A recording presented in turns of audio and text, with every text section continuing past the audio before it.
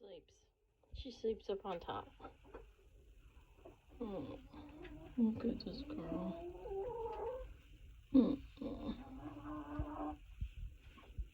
I'm gonna be super real from now on.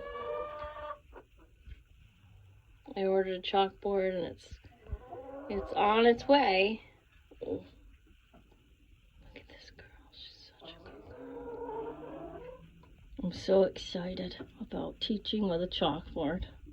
I'm gonna write stuff down I don't even need to write down. Because when I was in first, second, and third grade, I would run home to teach my stuffed animals. Look at this thing. I want you to love your life, like, at least as much as I do. I want everybody to love their life, at least as much as me. But you're not gonna, like, adore your life if you're, you know, trying to get everything for free. Or trying not to suffer ever. That's not living. Oh. The way that you're super happy is when you set the intention to be super happy, but then you set the intention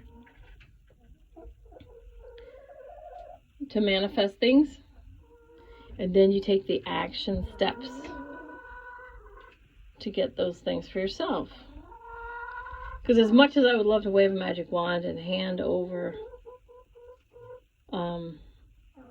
everything that make your dreams come true, hand over everything you want on a silver platter, you can't appreciate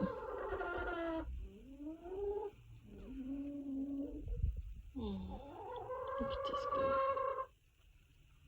It's like goats that I keep in, goats are like dogs I keep in a barn. And I visit every night almost. Oh, okay, I gotta count the babies. Here's Dante. He's got his winter coat. You got your winter coat on? You do? You do? Are you warm and toasty? 1, 2, 3, 4, 5, 7, 8, 9, 10, 11, 12, 13.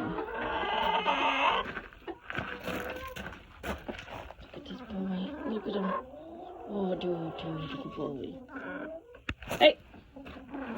He's 13, 14, 15.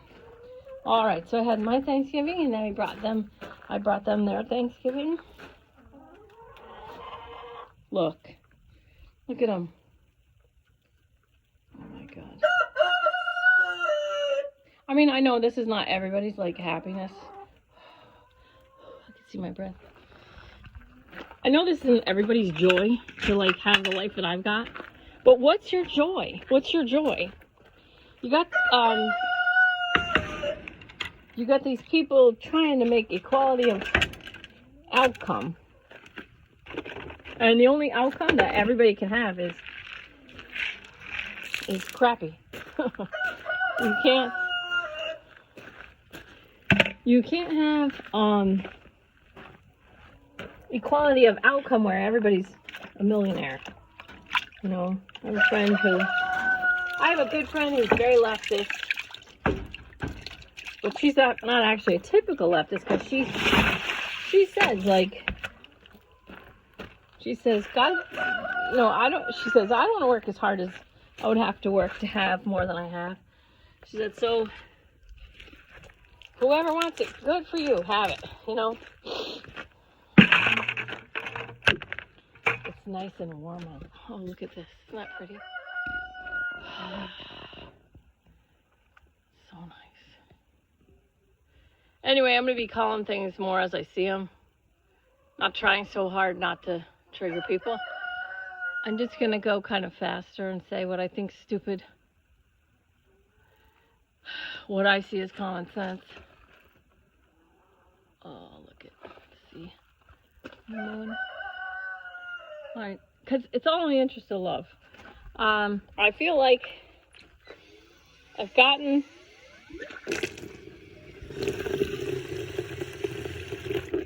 the people that I can can get. And I don't need a big following.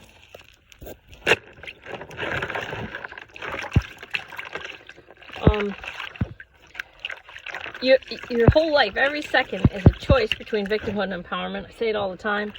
I want to be more. My hands are freezing. This water is like ice. Oh, thanks, Mindy. Happy Thanksgiving. So grateful for you. Thanks for all you are. You guys, I'm telling you, you make my path so much easier. You guys are so loving. So loving. Okay, so let's get real, okay? I'm gonna get really real. Your ego's gonna try and make you a good person. And here's the funny part. Your ego is gonna try and make you a good person as seen through the eyes of other people in a society that lost its way a long time ago. Okay, it's not anybody's fault. And it just is. So your ego's trying to help you fit in into a society full of clowns. It's like, I've known for a long time that I didn't fit in, and I was always fine with that, and I always kept it on the down low. I just kept it to myself, and I just meditate and read, pass my tests, do my flights, whatever I was supposed to do. I flew. When people say, what do you do for a living? When I was a charter pilot, I used to say, I fly assholes around. You know, when I got to the airlines, and at the airlines, that, again, easy for me to just live my life, like totally separate from everyone else, because I lived in a little lake house, 780 square foot lake house, and then I would drive about 2 hours, roughly 2 hours to work, fly a big jet to some city, LA or Buenos Aires, London, somewhere, I fly a big jet to a major city somewhere in the world, eat out at like incredible restaurants. Had one meal in London, England, where it was this guy. He was a Greek guy. He was from Greece, didn't speak much English, and I was eating with the bunkie. So on the 767, you had a captain, a first officer, and a bunkie. And so the bunkie and I went to eat. And this Greek guy was like, oh, thought we were a couple, which would be, normal to think that. I'm like, no, we're not a couple, we're just pilots. When he found out that that's what we were, he was so like, wow, so impressed. Blah, blah, blah, talking. And I said, well, is this your restaurant? He said, yeah. I said, he said, would you like to eat? I'm like, well, what do you think we should eat? Like, what's your best stuff? So he made us, I don't know, it felt like 10 courses, but at least 7-course meal of like his stuff. Like, this is like magical stuff. And that was my normal. So it was easy for me to just, stay away from the mainstream. And then when I was home, I was reading books in my hammock. I had a hammock overlooking the lake, or I would drink wine and make bubbles. I had this incredible bubble wand and shoot snakes with my air rifle off of my dock. Just great. And I could talk to people who'd passed. I would do healings on people, but my main job was airline pilot. So I flew all over the world, and then on my days off I read books, hung out in the hammock, shot snakes, made bubbles, did healings. Then after 9/11, my job 3303, I lost my job. I went back to flying charter, but after 9/11, I went back to flying charter part-time. So during that time, I was flying the 75767, and then moved down to the Airbus 319-320, and then down finally to the 737, also called the Guppy, United, while I was back flying charters. So that was funny. I have a million stories.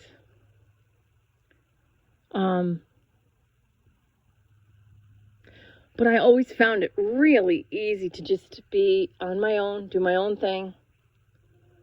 And then I got a tumor. I got married,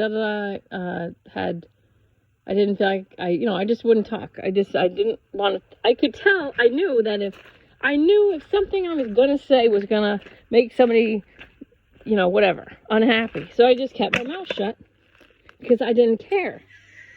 And I didn't want to deal. I didn't want to deal with other people's unhappiness, because being empathic, it really sucks when people are upset, especially when they're upset because of something that you said. It makes you feel like you did something, and you can feel their upsetness. And so my best friend was a real leftist, and so there was no secret there. Had to keep your mouth shut in order for her to stay happy, or not yell at me, or not want to fight with me. So I just did. I just kept my mouth shut. Unless I agreed, I'd find something I could agree with. Then when I got in-laws, I did the same thing. I kept my mouth shut. I kept my mouth shut with my in-laws, because I just didn't want to deal with the feelings. If you're empathic, it feels like crap for you when other people feel like crap. So you just take the hit and keep your mouth shut. And so a lot of empathic people, we just don't like to be around people because people are the source of stress.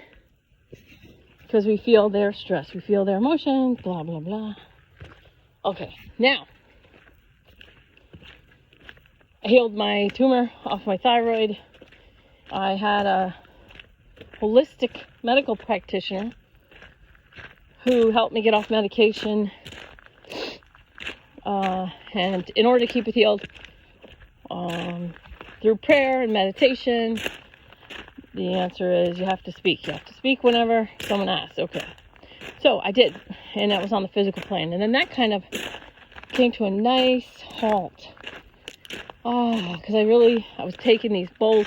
I have these really expensive crystal bowls, quartz chakra bowls. And it was nice for that to stop. But then what happened was the guidance started coming from within about doing a YouTube channel. So I started a YouTube channel, which ended up being great because I could send people the video and not be repeating myself constantly. And then everything, so then I was doing that for a while. And that was going fine. I do the Sunday meditations. And I was really nervous at first, and then that was fine. And now something came up, physical body stuff that I have to take, that I'm taking seriously, and I've reversed the symptoms. So the symptoms are going away. So I'm doing that, but there has to be, because that's the physical body. My physical body giving me the symptoms wasn't the end-all be-all. It's not just something I have to handle in the physical world. What do I have to do?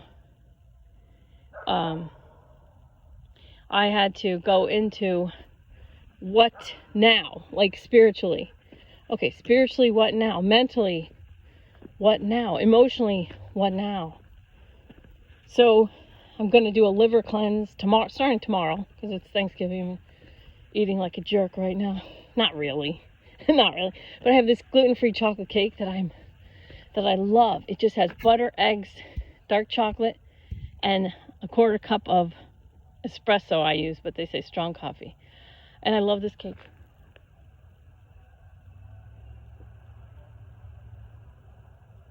Loud music, you go. Don't let the governor tell you not to play your music loud. Okay, so anyway, liver, cleanse, anger. Okay, so the liver holds anger. People are angry, like all over the place. So it's a really good idea to do a liver cleanse with a holistic practitioner. I don't like naturopath doctors that I've seen, but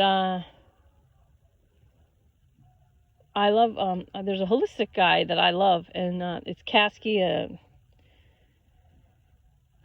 Middlebury, Connecticut, and there's a woman I met who, she comes from New Hampshire to go. So anyway, that's the way I like to look, and it's amazing how all your symptoms go together. So, okay, so backing out of the symptoms now, but what I have to do mentally, emotionally, and spiritually. So emotionally, liver cleanse to clear out anger. And it doesn't mean that I'm an angry person. It just means for me personally, my whole team wants me to be less angry. So even if I just have a tiny bit of anger, and actually what's funny is I had this vision of I wasn't angry enough. Like the stuff that comes through me, I was gonna let other people take it and try and make $1 million or more off of it. There's somebody that's trying to make that. My husband says that they won't get off the ground, and he's right. He's probably right, but I was like, okay, well, if that's what's gonna happen, that's what's gonna happen. And so I was like, okay, well, let that person. They were talking about all these. They're obsessed with all these material things they want to get, material things, and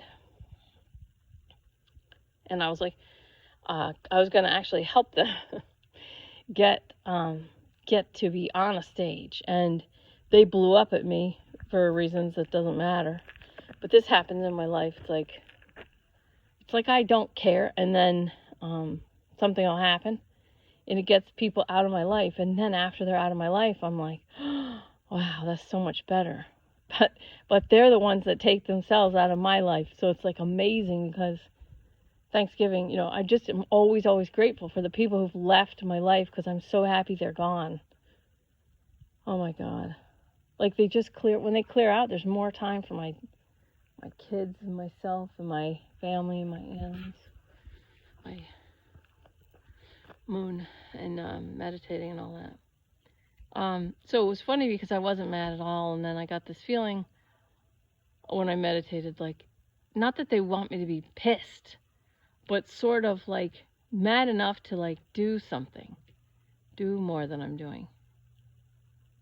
And like come to the edge of saying, like, dropping an F-bomb, coming to the edge of dropping an F-bomb, not actually going there, but just getting my energy to that point where I'm like, I got to do this. Because I started today, Thanksgiving, this morning, I started to realize, it's all well and good to bless all, forgive all, respect for all, choice of all, love all, practice the 5 agreements and be Zen like a lot, and to be just happy and whatchamacallit. But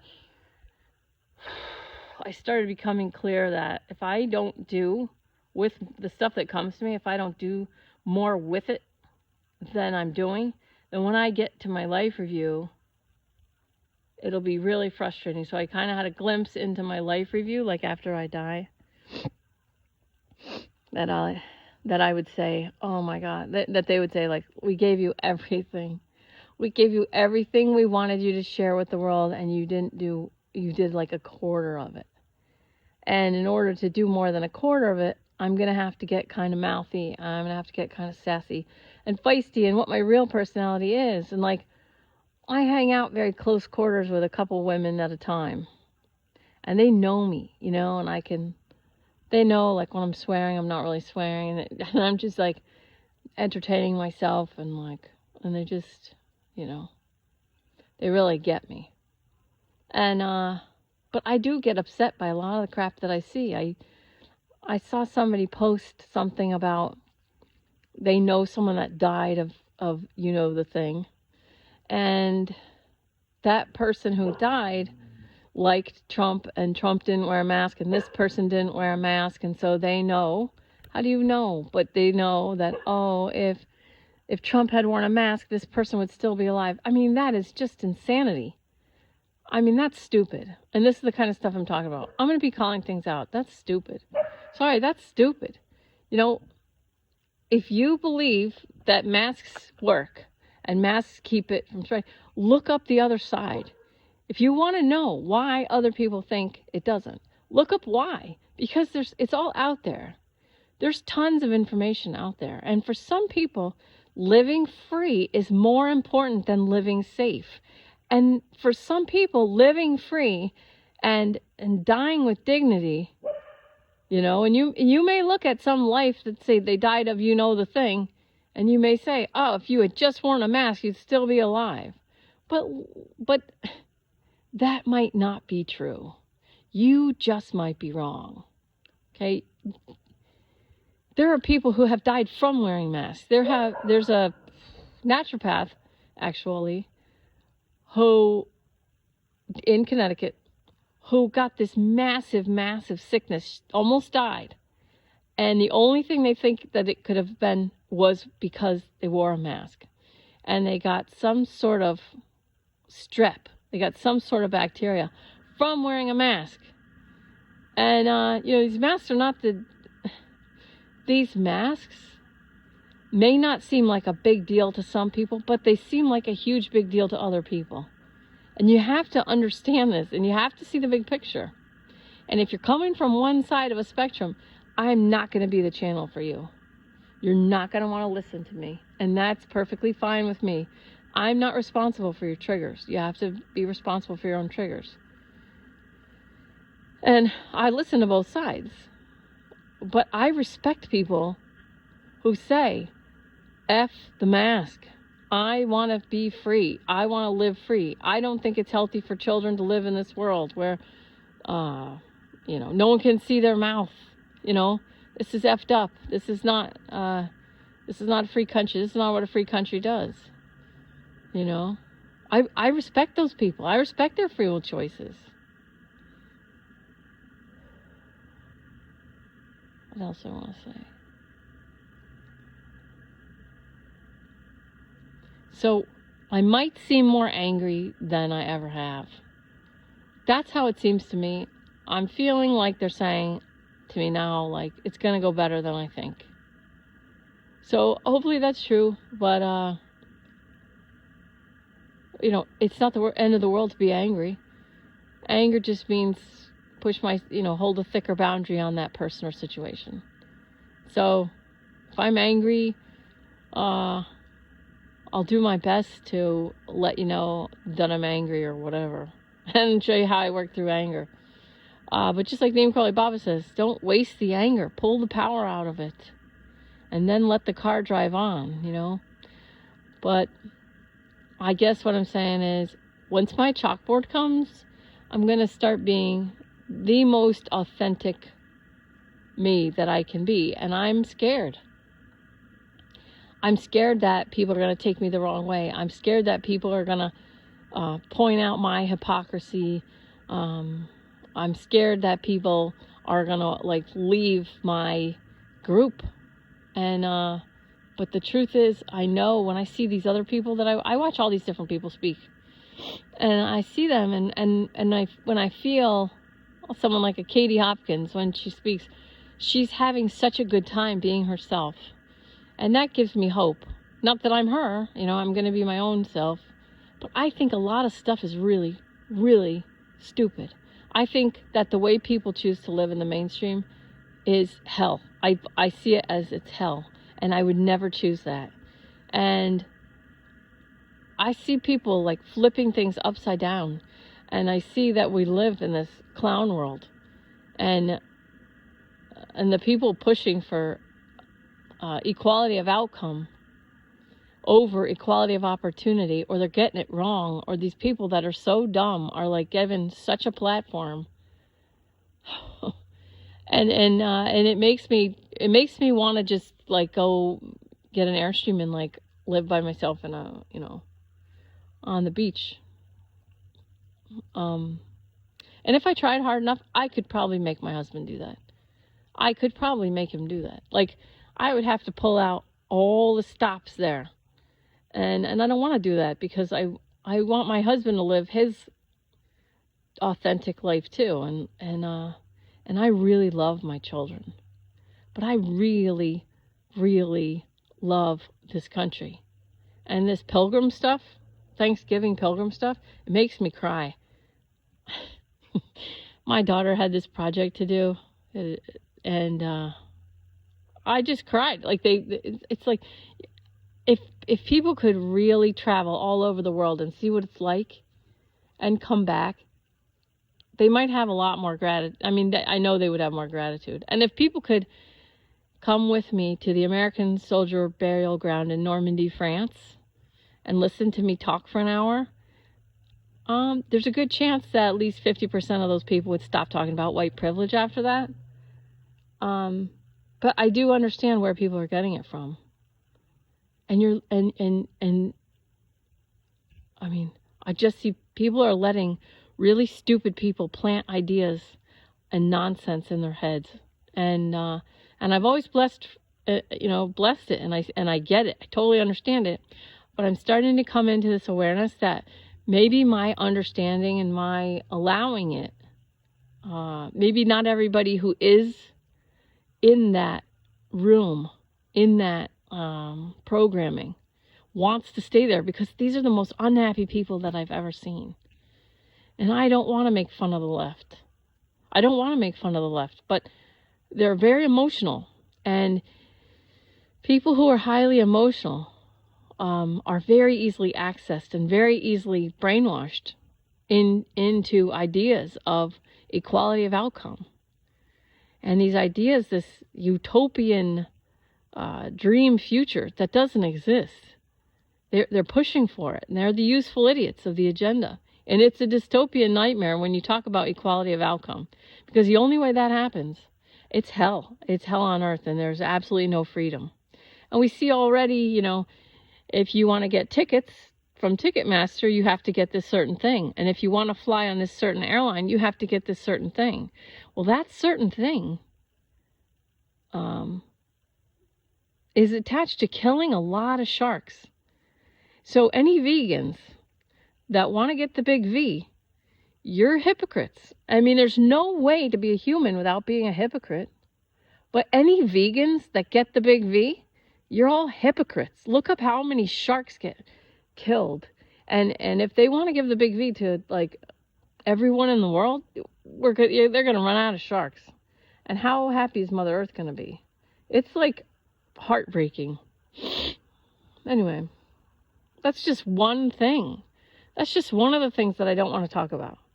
So we'll see where we end up, but I'm going to start calling things out as stupid. And I don't want anyone to disagree with me. And I really don't even want to say, what I have in my head. But I'm more than that. I don't want to get to my life review and feel like I didn't do what I was supposed to do. I don't want to fail my life review when I die. And I'm going to do my path the best that I can with the most grace and the most peace that I can do it. And my whole true guiding spirit, the whole thing that I want to do is to make everybody happy and think for yourself. And stop living delusion that puts you against other people and puts you against yourself and your own body.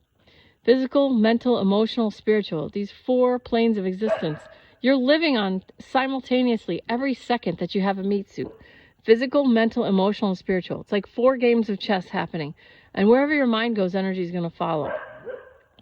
And it's very easy to get emotional people to focus on some created group of a-holes or horrible people or orange man bad. It's so easy to just manipulate people. And what is this? Tim Pool was talking about. They asked all these people, Biden voters, after the election. They asked them if they knew about the Hunter Biden laptop, and most of them didn't. And they asked if they knew about the all these things that Trump's done, and most of them didn't. All this stuff that they did not know about because they're following mainstream legacy media. The media is doing its job. You just think that its job is to give you the news, and you're wrong. That's not the job of the media. That's not the purpose. The people who pay for the media are paying for brainwashing. They want you to want war. They want you to want to go to war. They want you to fight your fellow man. They want you to fight this. They want you to fight that. And they put this all in front of you. And you sit there with a bag of chips or a glass of wine or beer, and you're taking it in after a long day of work, and you just want to relax. And so you put on this box that programs you. That's what it is. That's what it is. It's programming people. And if you get that, if you understand what I'm saying and you're already there, that's fantastic. Thanks. Thanks for coming. The thing is, if you understand what I'm saying and you're already there, you have to love the people that aren't there yet. Because if you turn against the people who don't know, then you're no better than the people who don't know, who are against you. You don't want to be them, you know. You want to be you. Being what you truly are, is the most amazing thing. It's the most amazing gift. Because healing is not adding, it's just subtracting. And subtracting everything that's not you is going to be the most amazing thing. And that's where we're headed. We're going to subtract everything that's not you so that you can put your soul and my soul can play at the soul party.